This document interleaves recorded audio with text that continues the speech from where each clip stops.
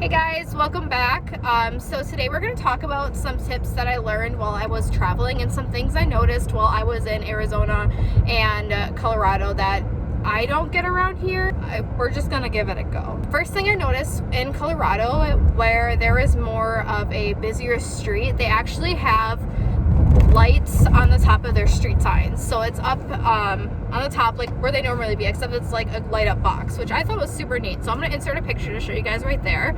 Definitely, I feel like if for nighttime, like it's a lot easier to see that than it would be just regular, and maybe it causes less accidents, maybe, I don't know. Next thing I noticed was that it's very hilly, like it's a very hilly terrain. So whenever you enter Colorado, it's literally just fields and fields of hills and cows. Once you get more in the city, it's more hilly, and the speed limits tend to be like 45 to 55 miles per hour. Very nice drive. I like driving in Colorado. It's a really nice place to drive. Another thing I noticed was their curves are so weird. Like, I don't know how to explain it, but like it's straight and then it narrows down and then it goes straight back out, which to me, for my car, since it's like a lower to the ground car, it would like scrape the undercarriage of it. So that was really annoying.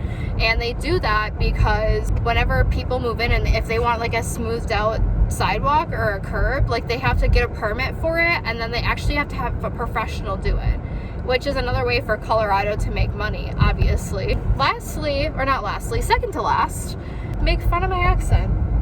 Like, I say a hammock and they were like, no, it's a hammock, and I'm like, no, it's a hammock. People tend to think Midwesterners have more, like they enunciate our vowels more, like Wisconsin and like bag. I don't know, people say we say bag weird, and I don't. If I say bag weird, let me know in the comments below. I'm really curious to know. Lastly, there was like no cops. Like I'm driving from Arizona to Colorado, there's not a lot of cops on the highways because it's so hilly and people obviously are going at inclined rates, so it's kind of hard to like control your speed. You're going like 20 over the speed limit, like obviously you're gonna get pulled over. But next, like here's some things that I remember to grab while I was out there.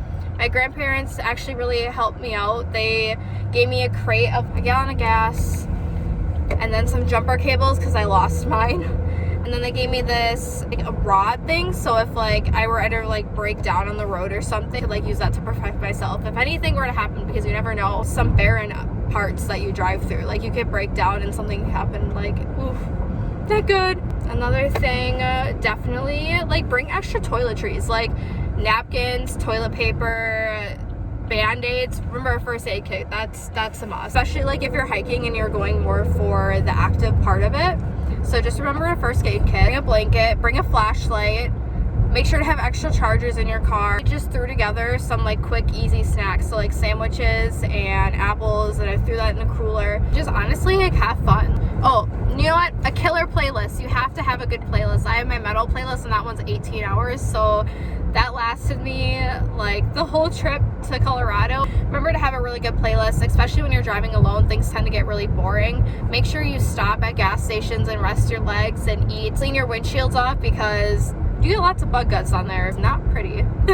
Well, I'm going to kind of go over 3 apps. I know it's not a lot, but I did use 3 apps that I thought that it worked in my favor. So the first app I used was called AllTrails. So basically you just put in your location and it gives you a list of the closest trails you can actually go to. You can also go to filters. You can sort by most popular, how difficult you want the trail to be, how long you want the trail to be, how high the elevation you want to be, and then you can also kind of pick and choose what you're going for. And then another thing I thought was neat, so you can pick a trail and then it shows like you can share it with other people, directions. Everyone knows about Airbnbs. Super simple. You just go into the app, pick where you want to stay, and then you can select any of them. It gives you how much it's going to be, the reviews, where it's located, what amenities come with it, and then you can also reserve it. Some people do have cleaning fees on there and service fees, but you have to find the right deal that works for you. You can also go in and to your filters and choose your price range, how many beds you want, what kind of kitchen appliances. Do you want a pool? Do you want a backyard? Do you want it close to the mountains? Very fun stuff you can filter through and pick out to make your trip successful and to have a good time while you're out. And then lastly, another app I did use was called Gas Buddy, and it basically shows you the cheapest gas around the area. The only downfall I had with it was they said there was one by Walmart and there wasn't, so I was kind of like wandering around Scottsdale trying to find a gas station, but you can give reviews, people update the prices hourly. But yeah, let me know if you guys find any of this information useful. Give this video a thumbs up, and we will see you next week.